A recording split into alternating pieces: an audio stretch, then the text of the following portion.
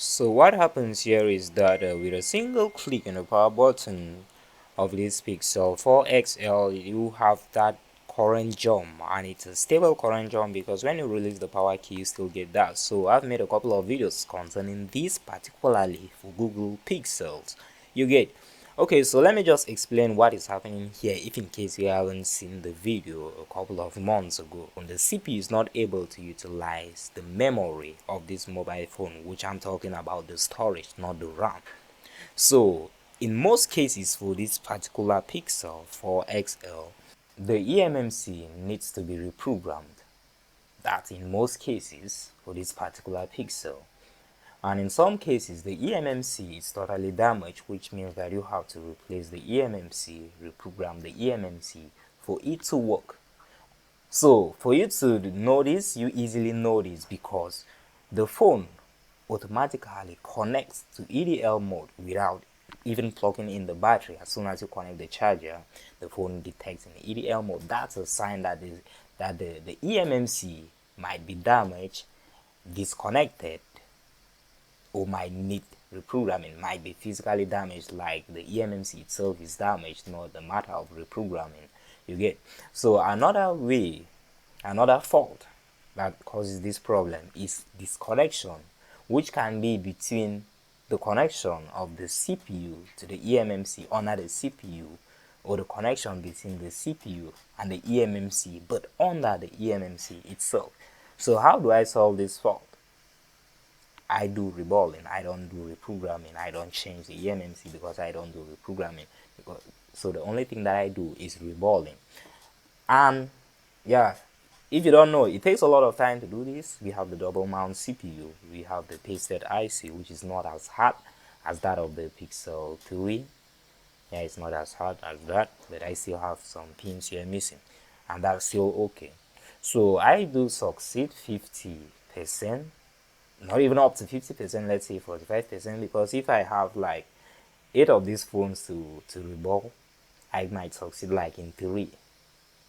Yeah, and that's it. And that's because when you don't succeed in reballing, if you check and you confirm that okay, your reballing was perfect, you know that all the solder balls were okay, everything is connected, and still you get the same reading that you were getting before you reball the phone, it means that the problem is not even the reballing. The chip needs to be replaced or needs to be reprogrammed. Yeah, that's where I have limitations in, because yeah, when it comes to reprogramming, confirming if the chip really have to be reprogrammed, I don't know that.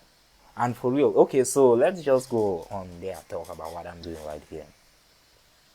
I have the eMMC removed, and that's the first thing that I want to reball, right? And I'm cleaning the glue of the chip, just like that. All the pins are intact. I'm cleaning the glue. So using your soldering bit, you clear off also the glue and also the solder here.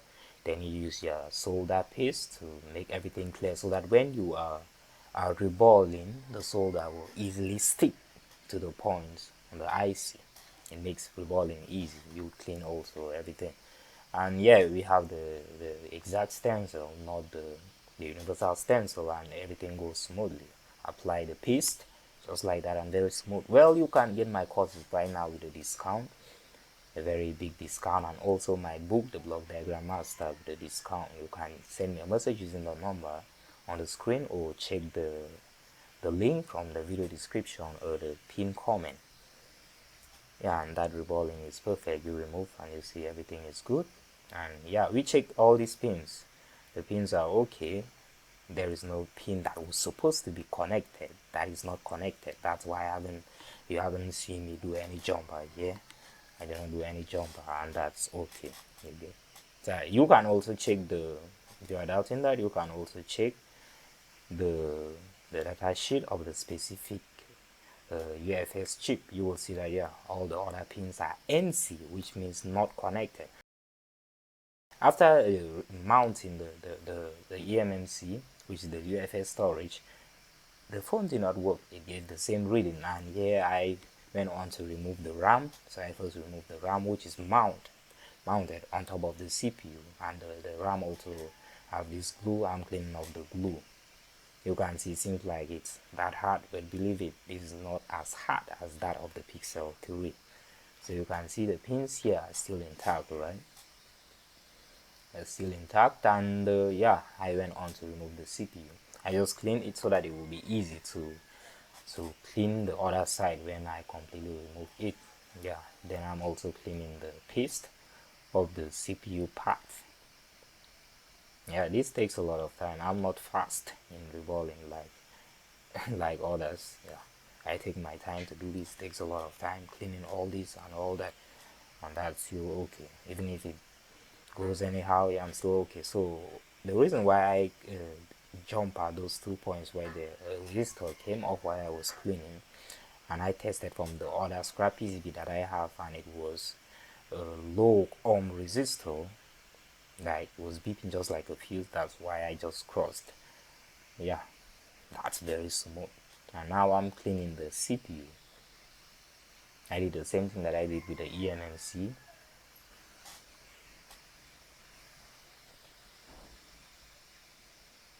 And you saw me remove the capacitors on the CPU. That's still okay. It works without any issues. That's okay. And now I'm reballing the RAM, making the solder bolt of the RAM.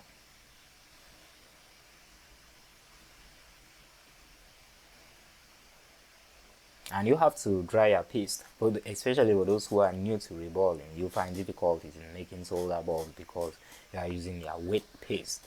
You have to have a piece of cloth, you put your paste in, you squeeze it so that the what is it called again, yeah, it will be dry just like that and very smooth, especially when you are reballing with a universal stem. So you have to, your paste supposed to be like mine, like you see in the video right here. So when you do that, it will be easy. The solder bolts are not going to join, do all that kind of stuff and all that. You can see the temperature that I'm using right there, and just like that and very smooth, you have the clean and perfect solder balls right here. And when you are removing it, you are also checking if all the pins are connected. That's why I remove it slowly while checking. If they are not connected, you hit it again so that everything will be good. And now let's mount the CPU just like that, and again, and very smooth.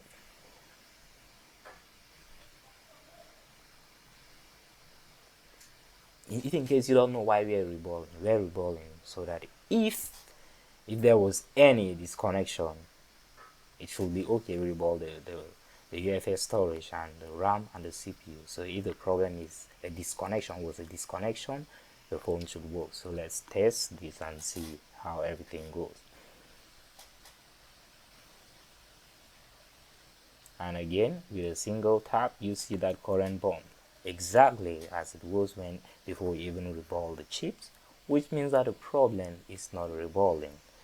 And for me, I suspect, for my own analysis, I suspect the UFS storage, either it needs to be reprogrammed or it needs to be changed and reprogrammed, then flashed. Well, you can also educate me if you have something that I was supposed to try, because the reballing was perfect.